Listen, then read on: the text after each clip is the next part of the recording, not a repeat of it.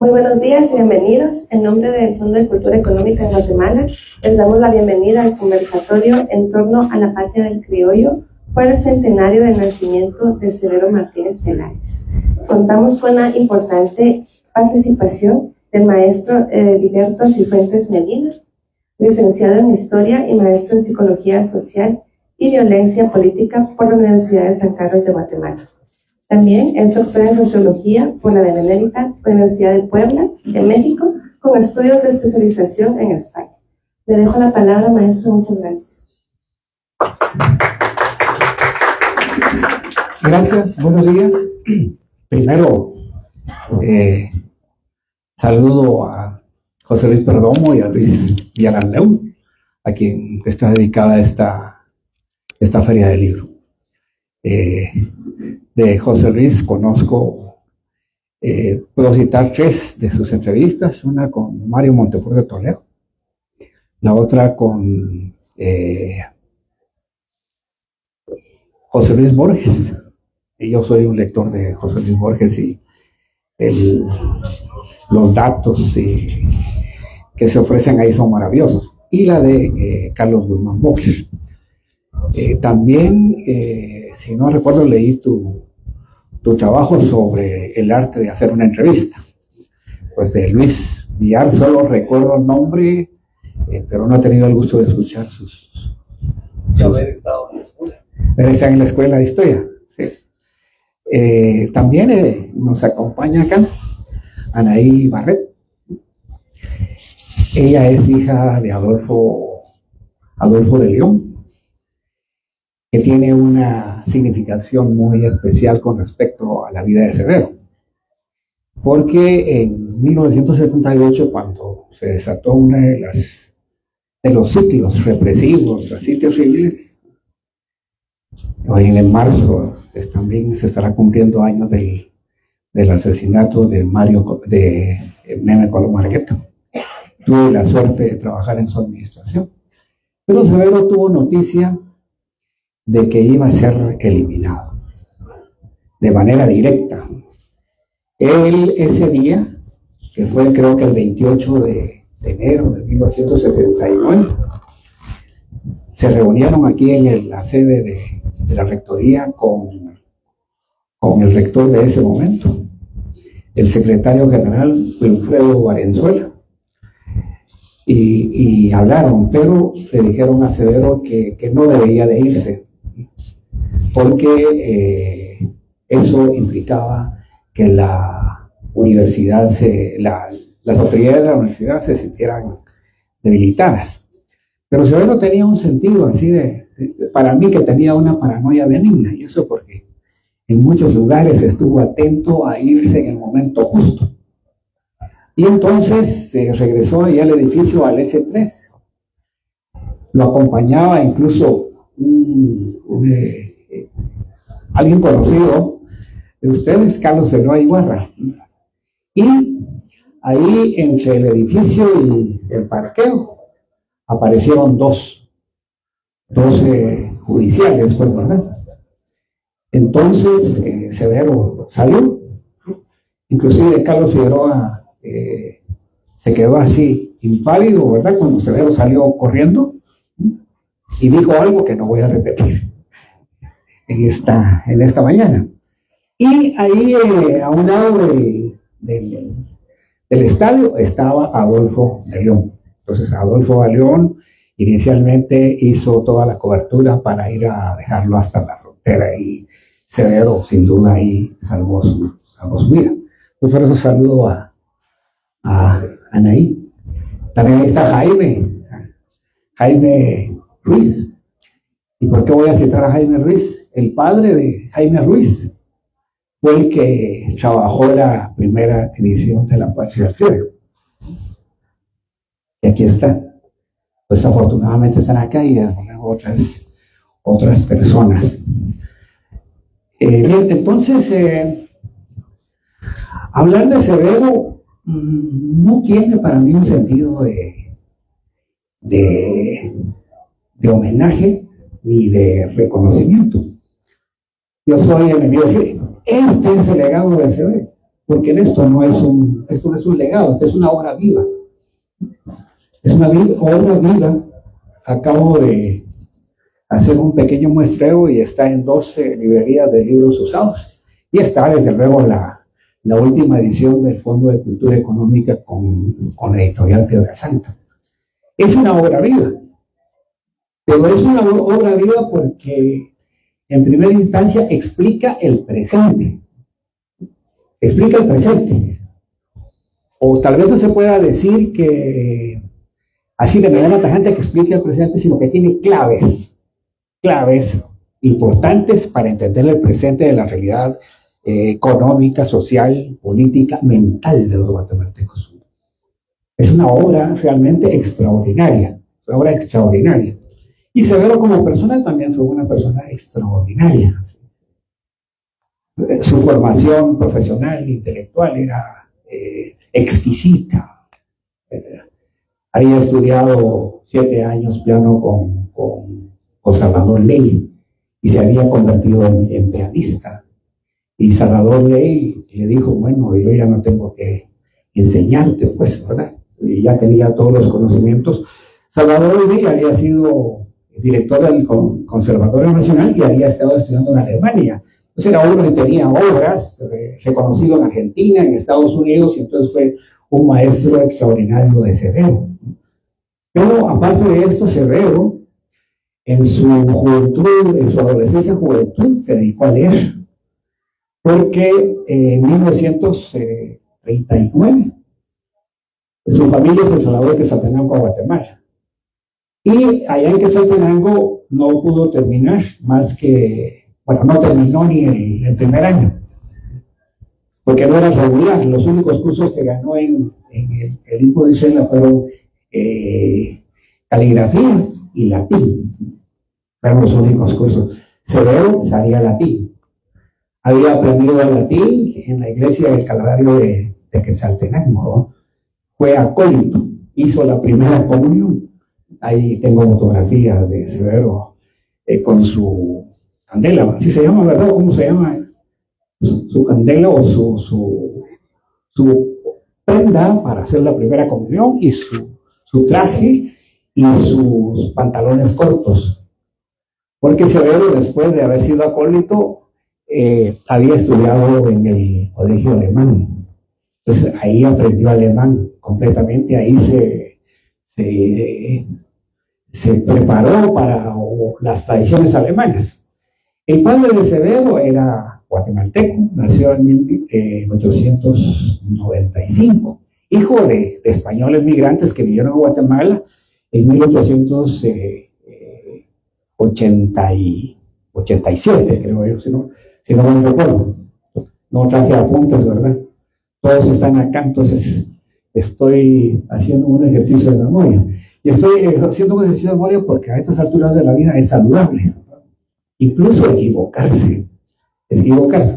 Bueno, entonces, el padre de Severo tenía una formación literaria bastante fuerte. Había estudiado en Inglaterra, se había preparado para hacer literatura.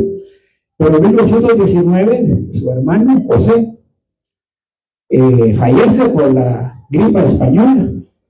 Y a él, que era el único hijo varón, tenía otras 4 hermanas, mujeres, era el único hijo, se quedó como único hijo, o sea, le correspondió hacerse cargo de la Sevillana, pero no dejó de escribir poesía. Y en este libro, y también en la tesis sobre la primera aproximación a la vida de Severo, yo anoto ahí la poesía que escribía el padre de Severo. Bueno, entonces el padre de Severo era una persona muy ilustrada. Los amigos del padre de Severo, y aquí creo que José Luis me puede ayudar, porque eran Carlos Guaylo Espina, autor, se le considera el que inició la novela criollista en Guatemala, y yo creo que es cierto, pero aquí apelo a José Luis porque él conoce mucho más literatura que yo. Era amigo también de Luis Alberto Velázquez Gunther, que también tenía ascendencia europea, y otro escultor, Yela Gunther. Entonces el entorno de Severo, del padre de Severo, era un entorno de exquisitez, pues, ¿verdad? De literatura. Y para colmo de bienestares, ¿no? En la Sevillana, que era la barrotería donde se distribuían los artículos ultramarinos, quesos, vinos, chocolates, había una cantina. La cantina, ustedes saben, es de origen italiano. Y el sentido de la cantina es tener un lugar para comer bien, para beber bien y discutir, charlar. Desafortunadamente esta tradición se perdió en Guatemala, creo que en 1975, ¿verdad? Yo fui sin duda benefactor todavía de los últimos reductos, sobre todo la cantina El Latino, que estaba en la 14 calle, maravillosa. Ahí había, aparte había también una rocola desde esos años. Pues el padre de Severo se reunía ahí con los amigos, ¿verdad? A discutir poesía, a discutir literatura, a discutir música, pero también a discutir política. El padre de Severo era republicano y los otros amigos de Severo republicanos incluso habían participado en el movimiento de 1920. La madre de Severo era una mujer igualmente guapísima, ¿verdad? Guapísima. Interpretaba piano por su propia cuenta, dibujaba de manera maravillosa. Y aparte de eso tenía una particular, bailaba Charleston. Y yo no sé si ustedes han escuchado una melodía, se los sugiero que la escuchen, se puede encontrar, era la crema de mi café. Y esa crema de mi café sí bailaba estilo Charleston y cantaba porque es maravillosa. Bueno, era una mujer así de gustos especiales, muy con capacidades estéticas, ¿verdad? No sé si voy a tener la oportunidad de contarles porque finalmente doña Alicia se suicida en 1936. Y ahí va a surgir una pequeña dificultad entre Severo y sus papás, ¿verdad? Porque él se parecía al suegro. Y aparte ahí hay una poesía donde él dice, ¿verdad? Que el suicidio de doña Alicia lo hizo para destruirlo a él, pues, ¿verdad? Y desató una suerte de distancia con respecto a Severo. Severo igualmente desarrolló una actitud, una memoria así de esas privilegiadas realmente, ¿verdad? Entonces aprendió latín, decía misas en latín y empezó a leer así, porque ya no siguió estudiando aquí cuando llegó a Guatemala, estuvo un año en la Normal Central, aquí en su uniforme, ¿recuerdan? Bueno, como que me siento entre mayores, recuerdan que en la época de Ubico estaba militarizada, entonces tenía que ir con su traje militar, pues, y el legal, la verdad, era que hacía espléndido, con un espadín, ¿verdad? Bueno, entonces Severo no estudió, pero se dedicó a estudiar música, empezó a estudiar filosofía por su propia cuenta, pero no por cuestiones así banales o de erudición, ¿verdad? Sino que buscar su ubicación, y no su ubicación en la sociedad, su ubicación con respecto a su mamá. Ahí hay unas frases de Severo que pueden consultarlas en la biblioteca de la Escuela de Historia, espero que todavía esté, porque la biblioteca de Severo, que trabajó la Escuela de Historia, desafortunadamente, con lo que tenemos aquí, la Universidad de San Carlos, desde hace mucho tiempo, la diluyeron en la biblioteca de la Escuela de Historia. Entonces, ahí está un librito, o tendría que ser un libro que se llama Totem y Tabú. Y en las últimas páginas están escritas en alemán. Y ahí expresa, ¿verdad?, lo que le decía a su mamá a él y lo que él pensaba de su mamá, que es terrible, ¿verdad? Ahí dice, tú me decías, ¿verdad? Hagámonos ángeles malos, destruyámonos, ¿verdad? Bueno, había una exposición de sentimientos fuertes, ¿verdad? Entonces, y con su papá, a partir del suicidio de su mamá, hubo un distanciamiento. Entonces Severo empezó a buscar, ¿verdad?, cómo se podía ubicar, porque el padre de Severo le decía, es que vas a ser un alcohólico. Bueno, no sé si lo decía así o como se vas a ser un borracho. Cualquiera de las dos cuestiones, pero casi es lo mismo, pues es una cuestión así muy despectiva. Entonces Severo empezó a buscar, ¿verdad?, maneras de poder situarse en esos ejes inicialmente familiares. Entonces se leyó a Schopenhauer, ¿verdad? Y aquí vuelvo a reiterar, ¿verdad? Que Luis Elías podría hacer una conferencia sobre Schopenhauer, sobre Nietzsche, sobre Goethe. Y Nietzsche, bueno, es lo que más he leído yo, ¿verdad? Nietzsche es un encanto, ¿verdad? El Nietzsche, que vivió de 1850 a 1899, es una vida tan corta, pero la literatura que escribió, la filosofía profunda, ¿verdad? Para que uno pueda situarse dentro de las coordenadas reales de la vida, pues, dentro de las miserias, dentro de la tragedia, dentro de las luchas, dentro de la pobreza, constituye una referencia importante para que uno pueda potenciar su personalidad, para que uno pueda potenciar su vida y entender, y esto es importante, entender por qué uno es producto de la realidad. Nietzsche despotricó contra toda la filosofía anterior, pues, toda la metafísica, ¿no? Se podrá decir lo que se quiera decir Nietzsche, pero lo que se puede decir de Nietzsche a veces se dice porque no se sabe. Pero Nietzsche hizo una referencia maravillosa, linda, edificante, tonificante, ¿verdad? De lo que es la vida terrenal. Sin mitos, sin dioses, ¿verdad? Sin dioses, sin referencias, no, estamos aquí en este mundo y este mundo es para vivirlo, para disfrutarlo con los más altos valores o para sufrirlo, pues si quieren sufrirlo. Pero aún el sufrimiento es parte de la vida, no es ajeno a la vida, es parte de lo que uno tiene que vivir en este mundo porque estamos en un mundo donde nosotros lo diseñamos o donde nosotros entramos a un mundo diseñado. Entonces, contra toda metafísica. Entonces, ustedes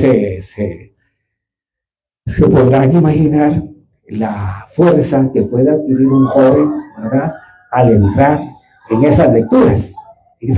Pero no solamente leyó a estos grandes autores, leyó biografía, leyó a Cervantes, ¿no? Y Cervantes sigue siendo una referencia para todos los escritores, ¿verdad? Yo he dicho en algún lugar, porque tengo algunos ocurridos, digo, todos los escritores, para ser buenos escritores, tienen que revisar a Cervantes. Como todos los buenos poetas, tienen que revisar a Quevedo y a Neruda, bueno, y así pues.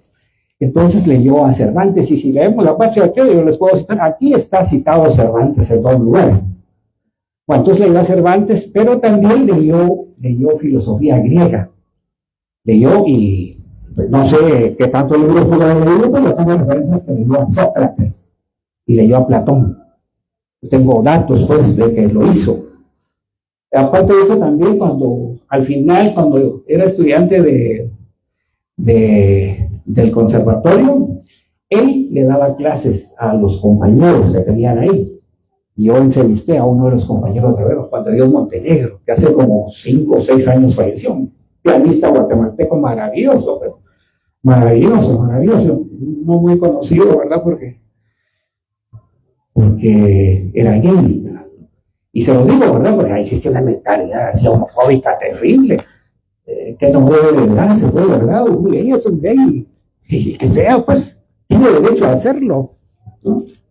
Bueno, entonces Severo les daba clases a ellos, a los compañeros que estaban. Entonces tenía una formación filosófica, pero la formación filosófica no era por distracción, no era por presumir, era porque la filosofía él estaba encontrando o estaba buscando cómo poder situar en ese mundo trágico, pues, que era un mundo trágico a partir del suicidio de su mamá, y un mundo autoritario, y con perdón de don Alfredo Martínez, ¿no?, por parte de su papá, pues, ¿verdad? Un mundo autoritario. Entonces, ¿cómo se desmarcaba él de esto, verdad? Entonces, en la filosofía él encontró esto.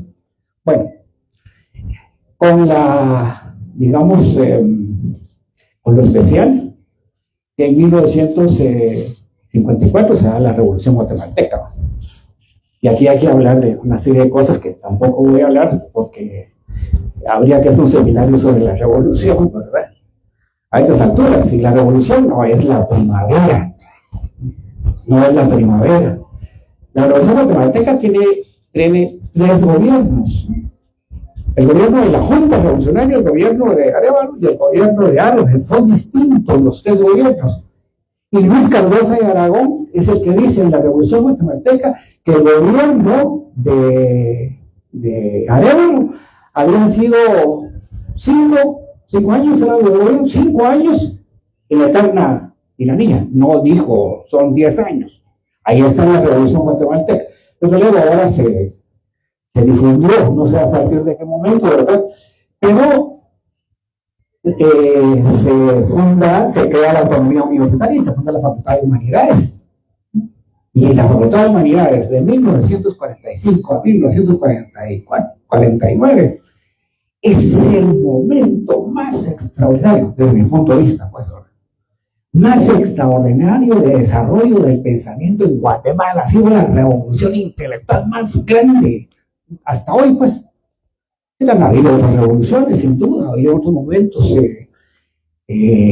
intelectuales, literarios, pues, pero en ese momento es maravilloso, pues maravilloso. Y la Facultad de Humanidades van a venir a partir de las gestiones de Arévalo. Arévalo se había formado en Argentina. Ustedes saben que en 1929 había escrito Viajar es vivir y sabía alemán. Pero esto de viajar es vivir suena un poco chistoso, pues, porque no está hablando de turismo. En todo caso, viajar es vivir, es viajar hacia uno mismo. O sea, lo que decía Sócrates, conócete a ti mismo, ¿verdad? Antes de cualquier actividad en el templo de Apolo estaba la frase, conócete a ti mismo. Cuando quieras desarrollar tu vida, conócete a ti mismo, ¿verdad? Y aparte de esto, entonces, el de Arévalo, ese es el libro, pues, Arévalo también sabía alemán, estuvo en un momento extraordinario en Argentina, después de la reforma de Córdoba en 1917, donde también el desarrollo del pensamiento y la Facultad de Humanidades es heredera de la reforma de Córdoba, la autonomía universitaria, la libertad de cátedra, ¿no? La paridad estudiantil, la extensión universitaria. Bueno, Arévalo va a estar en ese momento y va a estar incluso con participantes de la reforma de Córdoba. Entonces trae todo ese potencial. Arévalo vino a Guatemala, estuvo en Guatemala, quiso incorporarse, quiso fundar la Escuela Superior Normal de Pedagogía, no fue posible. Quiso formar un instituto de investigaciones, no fue posible, ¿verdad?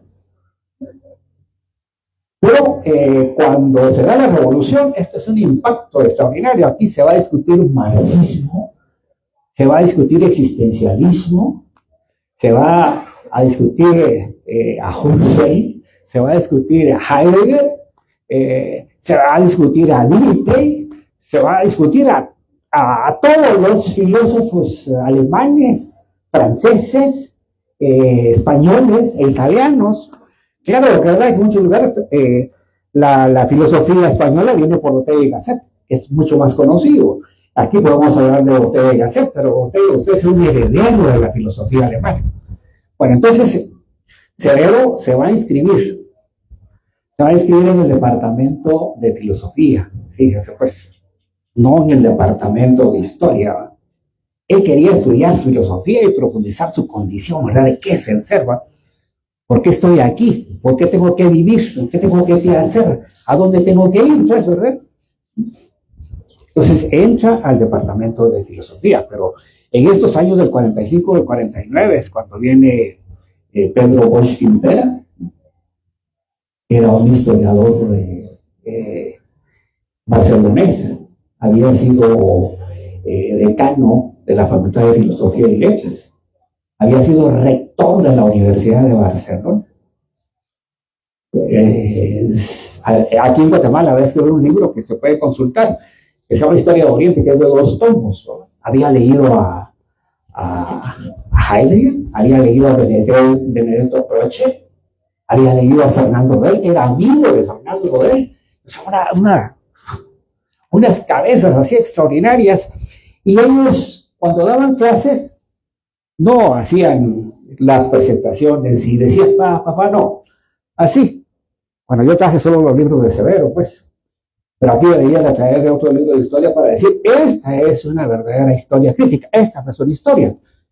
Entonces los españoles, Pedro Impera, daba clases, traducía libros, escribía libros, escribía artículos, y en la revista de Guatemala hay artículos de él, en la revista de la Universidad de San Carlos, que en esa época también fue maravillosa, ¿no?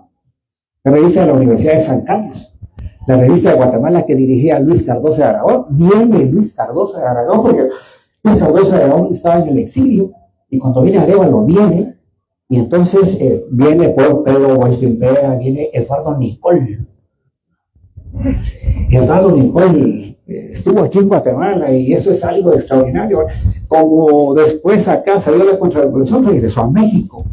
En México se hizo un referente, los mexicanos tienen un referente en Eduardo Nicol, ¿no?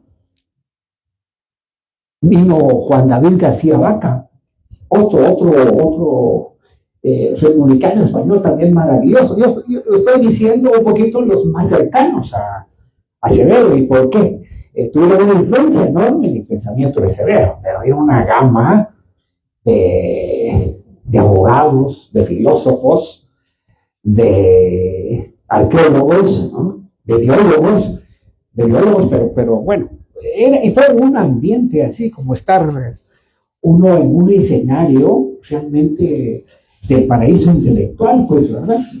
Bueno, eso es lo que yo pienso, ¿verdad? Y trato de decir esto acá en este libro que está en proceso, espero que se publique este año.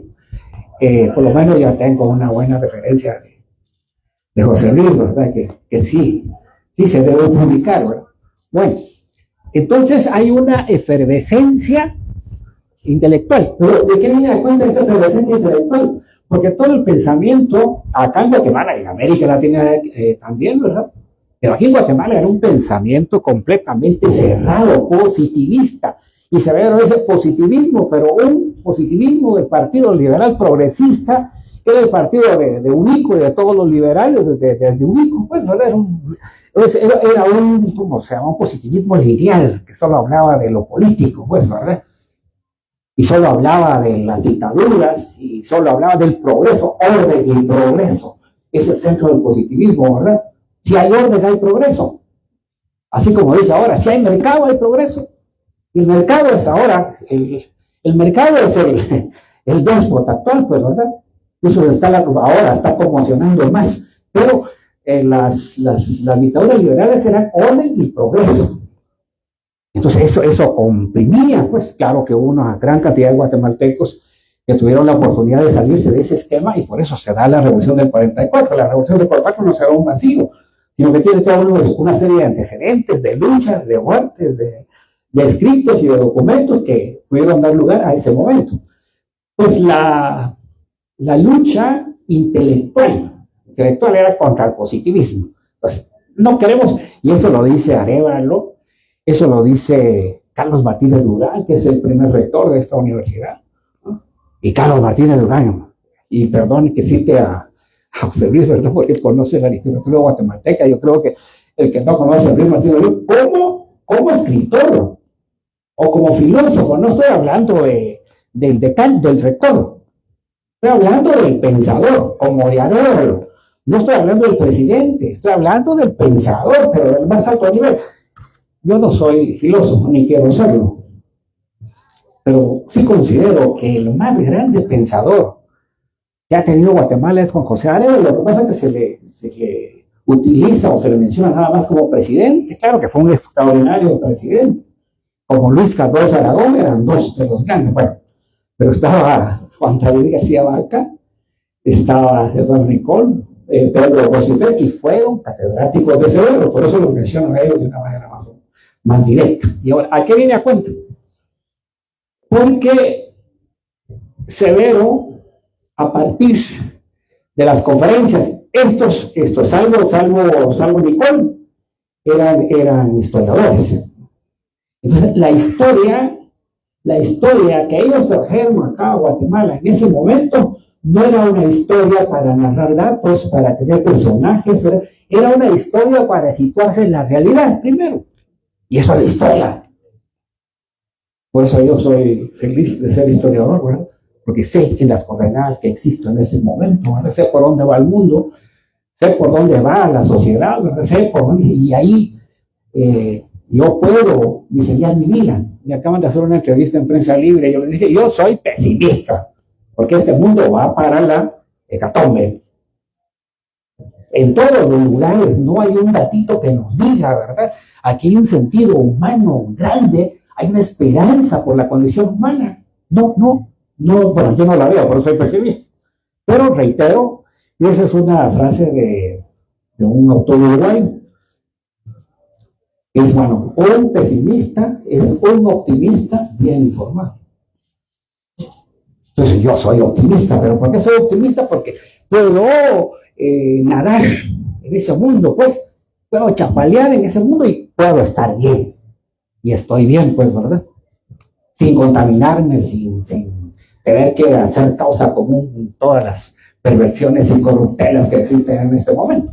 Bueno, entonces, la historia que se va a gestar en ese momento va a ser una historia para la vida, para entender la vida, para explicar la vida, sin referencias sobrenaturales, pues, sin referencias bíblicas, sin referencias trascendentales, sin referencias metafísicas. Y entonces Severo ahí encuentra el lugar que andaba buscando como filósofo y se inscribe en el departamento de historia. Claro que va a leer otros libros como Leopold Ranke, que es uno de los grandes historiadores alemanes de la segunda mitad del siglo XIX, que incluso se le considera el maestro, el padre de la historia moderna, no como Heródoto, que claro, ¿verdad? Es otra cosa y yo no comparto que sea el padre de la historia porque no era historiador. Bueno, entonces encuentra Severo en ese momento, sí, una serie de herramientas, ¿verdad? Una serie de claves, una serie de instrumentos para él poderse situar, y efectivamente se sitúa. Cuando Severo entra a la Facultad de Humanidades y se decide por la historia, se sale de su casa para distanciarse de su papá. Y hay una cuestión maravillosa, pues yo aquí no se lo voy a contar, ¿verdad? Porque si no ya no van a leer el libro. Y por lo menos ustedes van a leer el libro. Bueno, así somos los soñadores, porque también tenemos sueños, pues, ¿verdad? Bueno, entonces se sale de su casa, Severo, y se dedica a estudiar historia. Y como era una mente privilegiada, rápidamente va a hacer cursos de paleografía, rápidamente va a hacer trabajos de investigación y va a empezar a construir el primer libro que escribió Severo Martínez Peláez, de 300 páginas. Los Beaterios o Escuela de Niños en la época colonial. ¿Dónde está ese libro? Bueno, yo solo tengo referencias por un dato que encontré en el archivo histórico así llamado Archivo Histórico de la Universidad de San Carlos, un informe de 2 páginas donde dice qué es lo que estaba haciendo. Pues escribe ese libro donde el informe que dice ya da señas de que están trabajando una historia, pero no una historia sobre el pasado. Todos los historiadores hablan del pasado. Y Severo es el primero que va a hacer. Cuando regresa a Guatemala, en 1969, en el curso de Historia Económica, la historia es una visión historicista, no es marxista. La historia es el estudio del pasado para la comprensión y explicación del presente y para diseñar el futuro del presente. Pero claro, eso va a cambiar después porque no se trata de planificar, se trata de transformar este presente. De eso se trata, porque si uno quiere tener una vida distinta a este presente, hay que transformar a este presente. Porque si no lo transforma, sigue viviendo dentro de esa esfera distinta. Bueno, entonces Severo se hace historiador. Pero en 1953, que faltaban 3 exámenes para cerrar el profesorado en Historia y Ciencias Sociales, se decide por su militancia, por el respeto que tenía, a ser dirigente estudiantil y se hace secretario general de la Asociación de Estudiantes de Humanidades.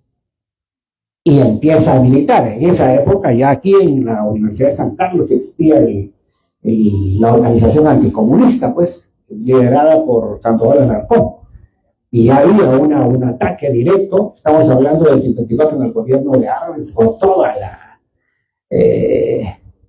actividad que se desarrolló por todos los lugares en contra del gobierno de Arbenz. Entonces, la delegación guatemalteca que había asistido a la 10ª conferencia de Caracas va a defender Guatemala, que conste que solo va a estar el canciller y sus miembros, pero ahí va a estar Carlos González Orellana.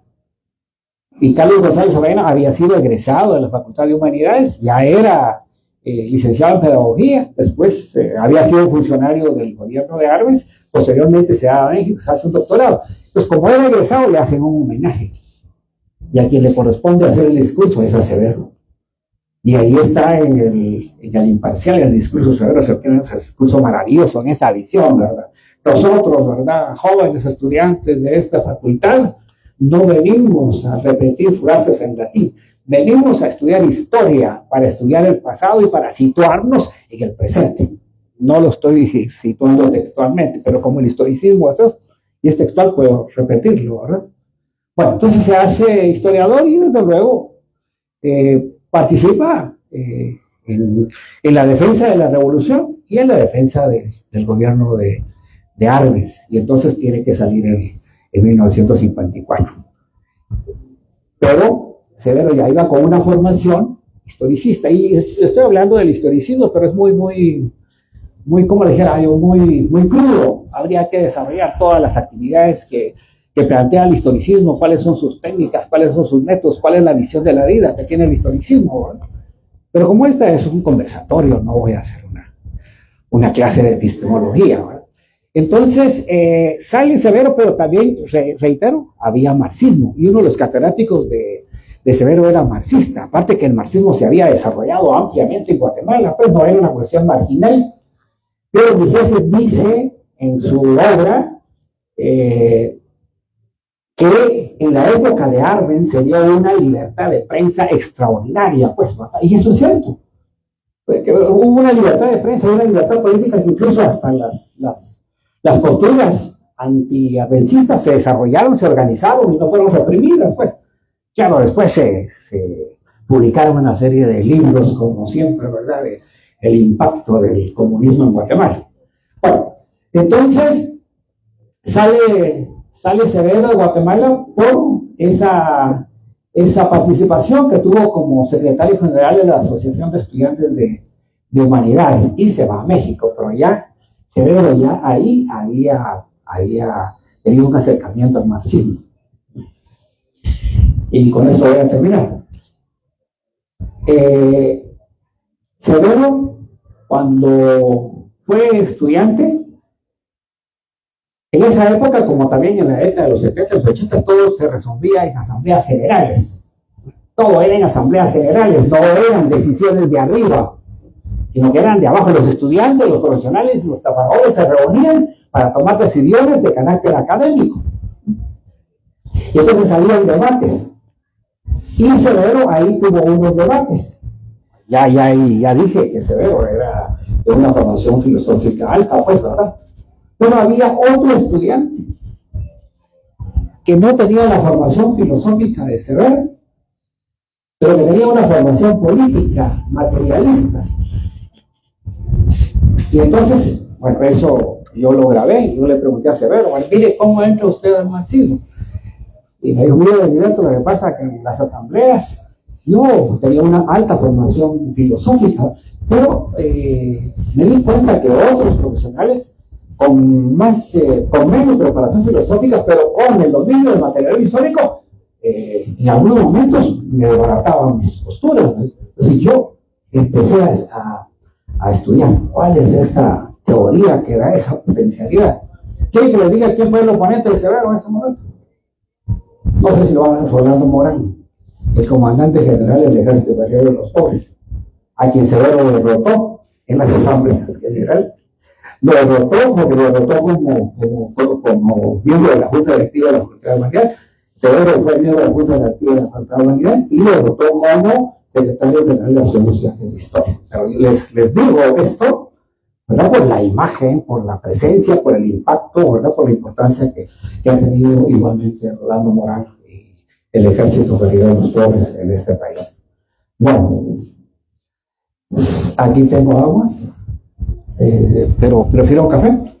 Y entonces podemos abrir la conversación, ¿verdad? Más amable y más atento, porque si no yo sigo aquí y creo que es poco lo que he podido expresar de la enorme, de la rica, de la importancia de la vida de Severo. Por eso, para mí no es un legado, ¿no? Sino que es lecciones. Uno con Severo tiene lecciones. Bueno, eso es lo que yo he tenido y les informo que en estos 3 años que me he dedicado a escribir, he aprendido realmente muchísimo. Y he leído los libros, y los libros que leía Severo, unos libros con una energía, con una potencia, con una... El otoño de la Edad Media, por ejemplo, ¿verdad? Uno vive ese otoño de la Edad Media, vive, se mete ahí. Esos son los libros historicistas, ¿verdad? Los historiadores historicistas no describen datos, no describen personajes, describen la vida. Describen cómo vive la sociedad, cómo sueña la sociedad, cómo lucha la sociedad, cómo muere la sociedad, cómo se sacrifica la sociedad, cómo se penaliza la sociedad. Eso es el historicismo. Bueno, estos libros maravillosos. Y termino entonces diciendo que todo esto, y por esto, La Patria del Criollo es un libro vivo.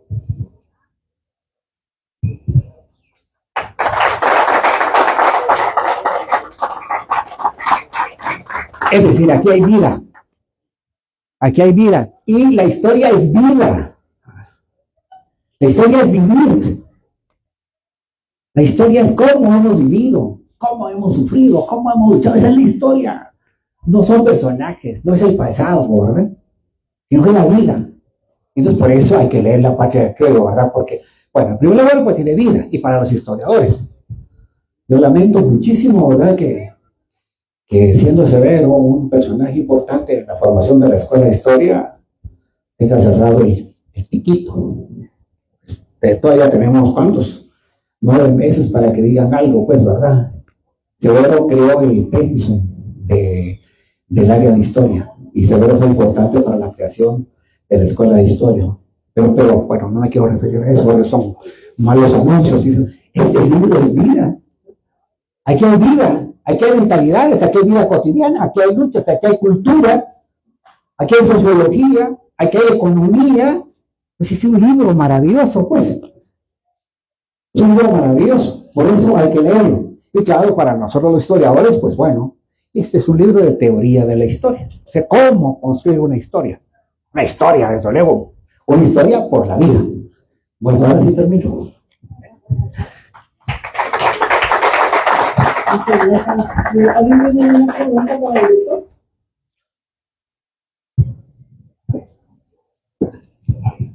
Heriberto, maestro de maestros, los entrevistas aquí, desde la admiración que nos da tu brillantez, tu humanismo, tu don de gentes, tus lecturas, tus pensamientos, tus ideas propias, te preguntamos qué diferencias encontrás entre la edición primera de la editorial universitaria, la de Educa y la de ahora del Fondo de Cultura Económica, más la de Piedra Santa, en donde algo tuviste que ver, que es una versión para adolescentes. Esa sería la primera parte. La segunda, y esperamos no abusar de tu paciencia, es ¿por qué cargas conversación en la catedral? ¿Qué tiene que ver Varguitas Llosa con Severo Martínez Pelayo? Uy. Bueno, mejor primero la última. Voy a decir, yo abomino a Mario Vargas. Yo lo abomino. Ahora, ¿por qué lo cargo? Porque es de sus primeros libros. Y la primera fase de Mario, y sobre todo sus escritos políticos, son maravillosos, ¿verdad? Que no tiene nada que ver con lo que publicó en El País. Entonces, este de la conversación con la catedral, es el libro que creo que le dio el premio Rómulo Gallegos, si no me recuerdo. Ese es su primer libro. Y en una primera instancia, cuando era muy joven, porque Mario Vargas Llosa, y por eso está vivo todavía, era de los más jóvenes del mundo. Entonces, por eso cargo. Vargas Llosa lo vivo ahí, y además porque yo soy un fetichista de los libros viejos, ¿no? Entre otros libros, tengo libros, primeras ediciones en Guatemala. Entonces, por eso encontré este libro con esta carátula y este es un libro viejo, es un libro de un guatemalteco y 40 que sabe me costó, pues, ¿no? Bueno, ahora, esta primera edición, publicada en 1970, tiene una máscara. Esta edición la hizo Severo con el padre de Jaime. Estuvieron conversando cómo hacerla y Severo decidió que se pusiera esta máscara. ¿Por qué? Porque en ese momento él pensaba que esta máscara significaba la historia que se conocía en ese momento y que atrás de esa máscara, que es la Patria del Criollo, estaba la historia real de Guatemala. Esto es el sentido de esto, de esta edición. Esta es la primera edición, que incluso yo he revisado en todas las bibliotecas de la Universidad de San Carlos, ya no existe. ¿Qué pasó? No sé. Esta es la segunda edición. Esta segunda edición sale en 1972. Y ya tiene una pasta roja y tiene una llave. Ya no tiene la máscara. Esta edición la dirigió Carlos Centeno, que era el director de la editorial universitaria. Y entonces Carlos Centeno le cambió la máscara sin preguntarle a Severo y le colocó la llave. Pero también tenía sentido porque para Carlos Centeno no solamente estaba la verdadera, real historia de Guatemala, sino que aquí habían claves para poder entender la historia guatemalteca de ese momento y de este momento. Entonces le cambió la carátula, pero aparte de eso tiene un color rojo. Y ahí también tenía dedicatoria. Bueno, eso lo sé de fuente directa, pues cuando Severo le dieron este libro y a Lázaro lo invitaron a celebrar la lección de este libro, no fue. Porque dijo, este libro me está condenando a muerte. Esta pasta me está condenando a muerte, ¿verdad? Rojo, convencido, comunista. Bueno, esta es de estas hay 2 ediciones, ¿verdad? O sea, la editorial Unitario hizo 3 ediciones. La primera edición, una segunda edición y una tercera edición con este formato. Después está la edición. Cuando se publicó la Patria del Criollo ya empezó a tener cobertura en Nicaragua y hay referencias en Costa Rica, en Panamá. Y entonces se publicó en la editorial Universal Centroamericana. Hay 10 ediciones que se mantuvo la llave porque habían claves para entender no solamente a Guatemala, sino que Centroamérica. Y se le cambia el color azul. Se le quita el contenido comunista, ¿no? Que conste, estoy diciendo esto porque para un montón la Patria del Criollo es un libro comunista y eso no es cierto. Bueno, viene la edición 1992 de 2 ediciones de Puebla. Severo se va a México en el 79, va a estar en el DF, lo van a llamar a la UNAM, pero finalmente va a ir a Puebla por una serie de razones y ahí le van a publicar 2 ediciones de en este formato. Y finalmente, que esta no es, finalmente el Fondo de Cultura Económica, que es la editorial que más ha publicado más o menos como 30,000 ejemplares. 30,000. Hay una edición del Fondo de Cultura Económica, que no sé si están aquí los amigos del Fondo de Cultura Económica. No, esta es la edición ya más reciente del Fondo de Cultura Económica con Piedra Santa. Entonces hay una de 20,000 ejemplares. Pero también hay otra cuestión acá. Cambia la carátula. ¿Y por qué cambia la carátula? Aquí quien le hace la introducción, por primera vez aparece en este libro una introducción que no ha tenido todos los anteriores libros. La hace Sergio Bagú, un historiador argentino, que hizo 2 libros maravillosos sobre América Latina, la sociedad colonial en el mundo capitalista, ¿verdad? Y entonces, igual que se había dicho que la Patria del Criollo era una teoría para Centroamérica, dice, la Patria del Criollo es igualmente una teoría para comprender América Latina. Con este libro se puede comprender Brasil, se puede comprender Argentina, se puede comprender Chile, pero es una teoría de la historia. Y esto no es nada extraño, pues, porque los grandes libros, como los grandes autores, como los grandes literatos, como los grandes editores, siempre dan elementos, herramientas para cómo poder entender y cómo construir una historia. Entonces aquí hay una teoría de la historia. Bueno, esto es lo que pudiera decir José Luis de la primera. La otra, ¿cuál es? Ya, ahí estamos. Bueno, entonces con mucho gusto. Faltó la parte, perdón, de la diferencia con la edición de Piedrasanta. Ah, sí. Pues aquí hay una cuestión importante porque a Irene Piedrasanta se le ocurrió, o tal vez, pues las ocurrencias tampoco son ocurrencias, son así suluzazos que aparecen supuestamente sin casualidad, pero tienen sus casualidades, no hay nada sin casualidad. Pues esta ocurrencia estaba llena de causalidades. Y entonces empezó a hacer una Pacha del Criollo que recuperara. En la Pacha del Criollo hay más o menos 42 hipótesis. Hay cuando dice hipótesis y tesis. Aparte de lo que dice Severo de la Colonia, en cada uno de los lugares hay hipótesis y tesis. Entonces, Irene Piedrasanta decidió, incluso con la autorización de Grisel Martínez, la hija de Severo, para hacer una obra resumida para jóvenes, ¿sí? Me trasladó a mí los formatos, yo los fui leyendo, a mí me parecieron buenos. Yo creo que también José Luis tomó participación en esto, no sé. No, pero en otro sí. Entonces, pero casualmente, yo soy un tipo afortunado. Bueno, tuve la suerte de conocer a Mundo Vázquez Paz, el Mundo Vázquez Paz. Ya lo conocen ustedes, ¿lo conocen? El hijo de Mundo Vázquez Martínez, ¿no? Uno de los 3 grandes rectores que ha tenido esta universidad, ¿verdad?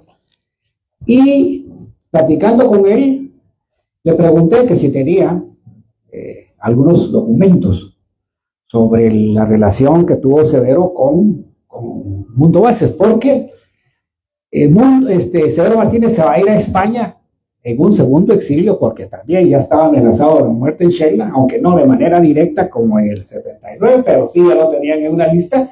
Entonces él logró hablar con Rafael Piedrasanta, que era el decano de esa época, ¿sí? Y el rector de esa época, que era Mundo Vázquez Martínez. Y a partir de eso le autorizaron una beca de 300 quetzales para que fuera al Archivo de Indias, a Sevilla. Bueno, pues Severo, entre muy pocos amigos, distribuyó de 70 algunos libros, y dentro de estos libros está el libro que le obsequió al padre de Mundo Vázquez Paz, y ahí hay una dedicatoria. Y en esa dedicatoria está que te entrego este libro, más o menos, no lo tengo así, no tengo la memoria de Severo, ¿no? Te entrego este libro, ¿verdad? Que creo que es muy grande y que voy a hacer el esfuerzo por hacer un libro sintético que pueda ser leído. Entonces yo le he trasladado esta nota a Irene Piedrasanta, y Irene Piedrasanta la va a utilizar para hacer esta síntesis. ¿Verdad? Que a mí personalmente la síntesis que hace Irene Piedrasanta me parece muy buena. Sí, captura. Desde mi punto pueden haber otros documentos, pero sí capturan las esencias, pues, la síntesis, las conclusiones, las hipótesis y las descripciones más importantes de la Pacha del Criollo. Bueno, ahora sí. Agradecemos a nuestra Heriberto, muchas gracias por su participación. A ustedes por estar en esta feria de 2025 de la Universidad de Guatemala. Nos invitamos a seguir con esta programación y a seguir las redes del Fondo de Cultura Económica como FCE Guatemala. Muchas gracias y feliz día. Muchas gracias.